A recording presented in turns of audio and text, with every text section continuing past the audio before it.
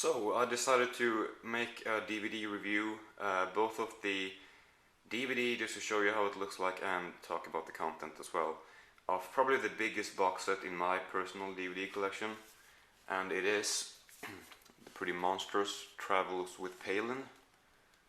As you can see, it's a large box set, and I bought this couple months back, I think, and I knew that I was gonna make a review of it, but I wanted to have seen all of the content before, so I could talk about that too, and not only the box set. Now I have seen all of it. It took a long time, but now I've seen it. I watched, like, they're not really two parts, they just happen to be divided this way, but I watched this one. And then I waited, I got kind of bored with it, but I knew I was going to continue. And then fairly recently continued with all of this. Yeah, and these are, obviously it's Michael Palin from Monty Python, if you wasn't sure who he is. So all of these travels, they have a very comedic tone. Well, not all of them, I'm gonna get to that eventually, soon. But he is a comedian, obviously, so he's not acting all boring just because it's a travel show. It has to be serious. It's not really like that. He's making jokes all the time. So I think fans of Michael Palin will enjoy this, even though you might not like watching this type of stuff, because he is pretty unimitable. Yeah, he's one of a kind, and I really like Michael Palin. He's a very interesting person, I guess. Anyway, I'm just gonna go through all of these travels. So this is the first one. Here you have them.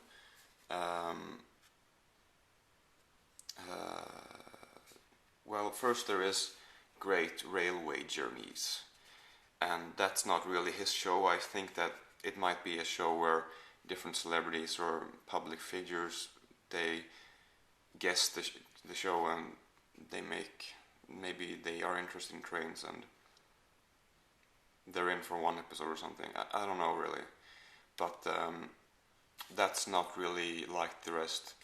His actual first show is here, Around the World in 80 Days.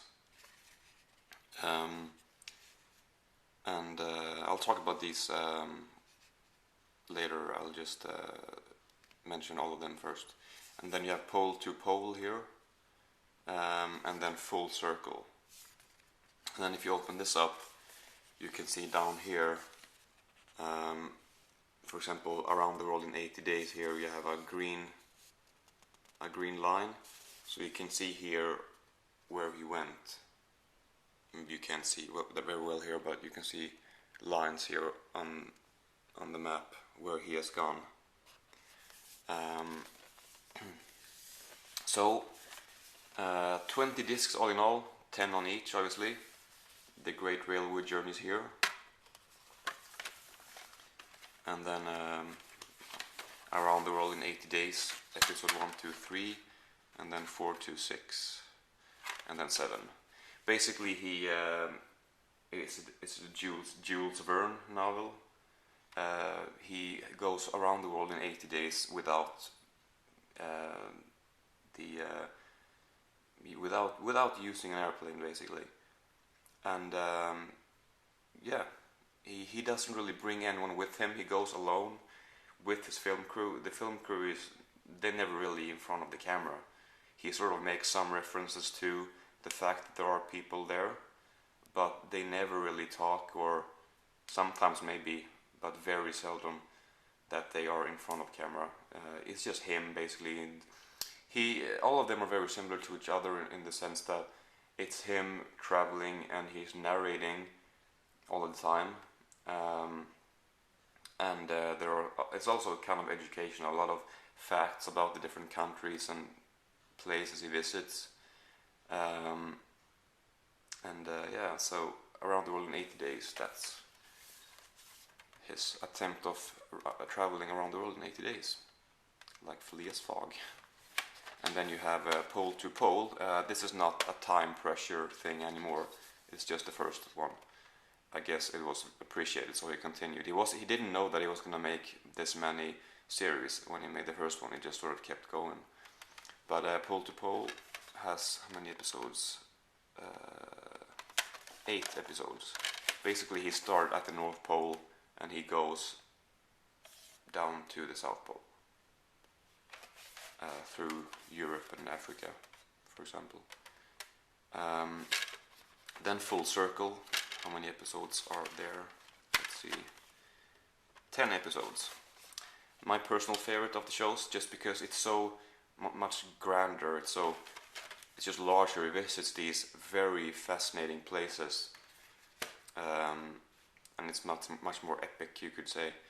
And yeah, I just enjoyed Full Circle the most. It's the most fascinating one. He visits the most fascinating places. And then the second one here, there is different artwork, which is appreciated for us DVD collectors. You know, there is an airplane here, but he doesn't really use it. It's just sort of to imply that he's traveling, I guess. And then here we have Hemingway Adventure, Sahara, Himalaya, New Europe, and Around the World in 20 Years. And it's the same thing here. So you have Hemingway Adventure, 4 episodes only. Basically, I suppose he's a fan of Ernest Hemingway, so he explores his background and what he liked to do. Like, he liked hunting, so Michael Palin, he goes hunting, and there's this contest in America somewhere, a look-alike contest, Hemingway look-alike contest, and he goes there and talks to those people, and he just it centers around Hemingway, and it's sort of dedicated to him, or whatever you would say. And then you have Sahara. How many episodes? 4 episodes. Basically, it's to sort of show that Sahara is not only plain sand. There are actually, I'm not sure if you can call them cities, but there's villages and sort of colonies or whatever in Sahara. Very primitive often, but it's interesting to see how people live there. You might wanna, I'm not sure if it applies to these documentaries, but it might be a bit, what's the word, ethnographic. You're allowed to laugh at me if that's not the right word, but sort of exploring different type of people, different places of and ways of living, and etc. Himalaya, how many episodes? Can never remember, as they're different. 6 episodes. I mean, I had in mind like that he would travel in the snow and the cold on the mountains, and it's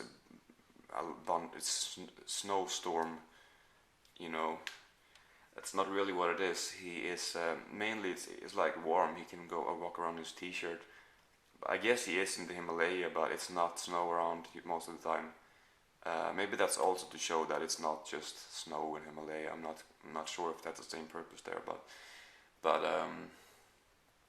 yeah, it is on the mountains though most of the time. Kind of obvious maybe, but it takes place most in the mountains, and he's traveling through there.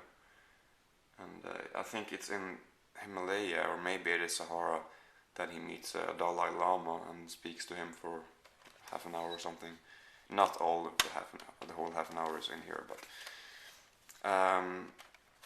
and then you have New Europe. I actually watched the first episode yesterday, and I'm not gonna continue because it's not really entertainment anymore. It's mainly just educational, and he goes to Eastern Europe, I think, because he sort of said that, oh, I realized that I don't know anything about those countries, so he goes there and he sort of talks to people about politics and culture and all of that. So, honestly, I didn't really find that very interesting. Not really comedic at all. It's just educational and interesting, maybe to some people, but to me, I don't know. I'm not gonna continue with it anyway.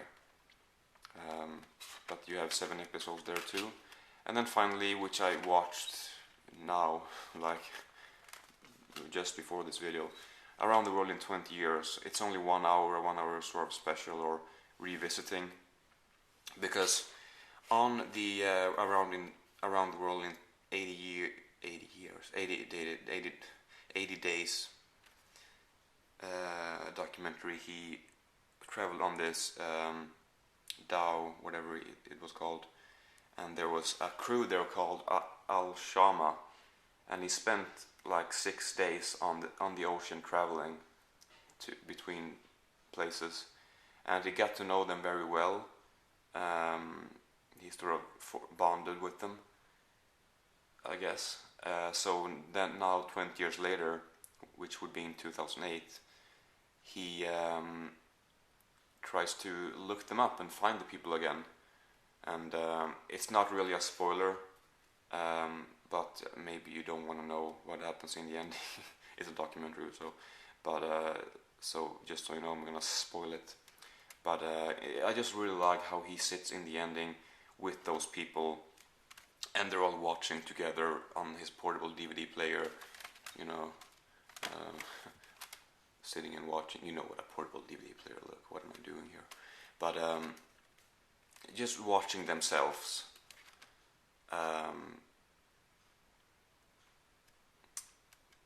20 years ago, and they're having a lot of fun, and they think it's fun to see how exciting those people who was on the dhow think it is to meet Michael again and see themselves on video and or on tape, whatever. And yeah,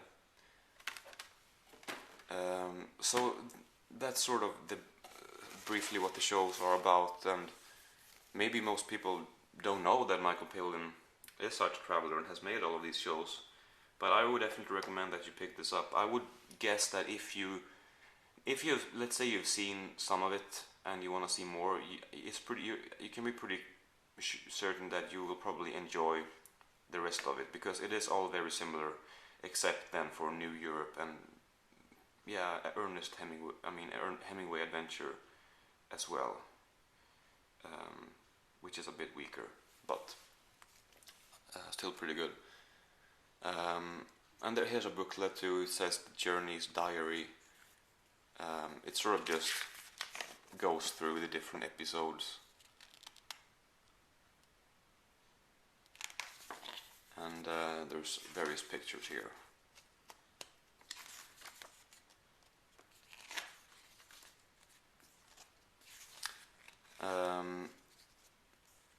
What else could I say about this?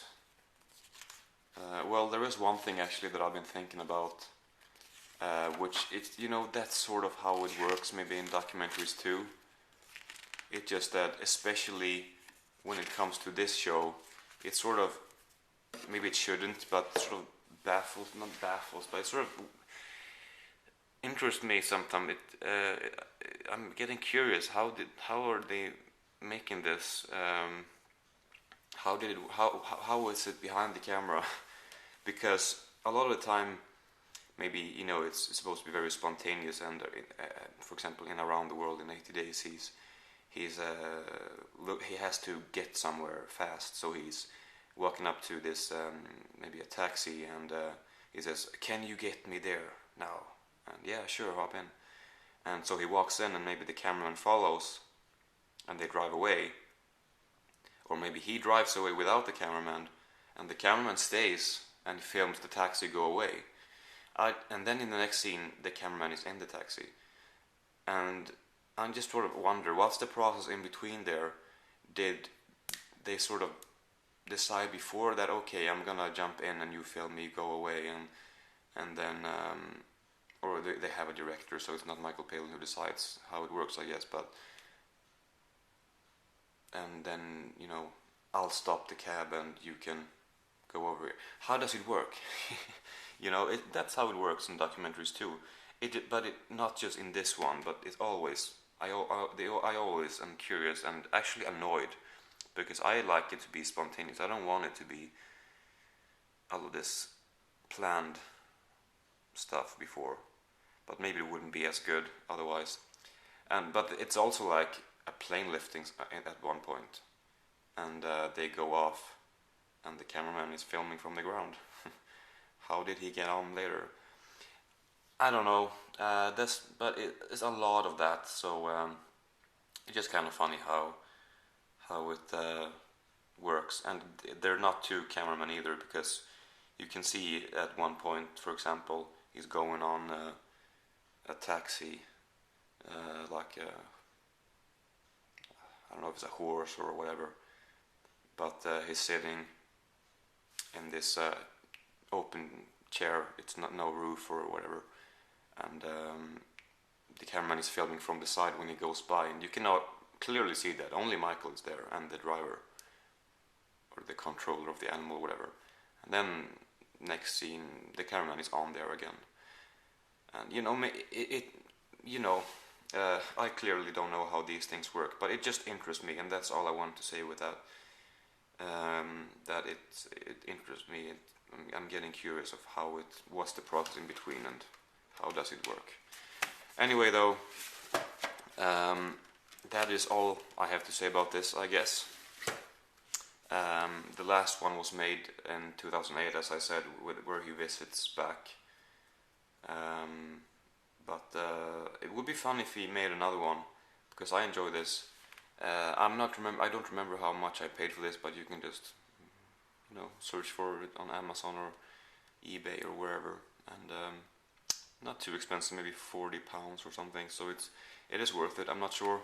I think it says down here how many hours. 37 hours. So yeah, a lot of it. Yeah, that's all for this review here. So you should definitely check it out if you're interested in it. So yeah.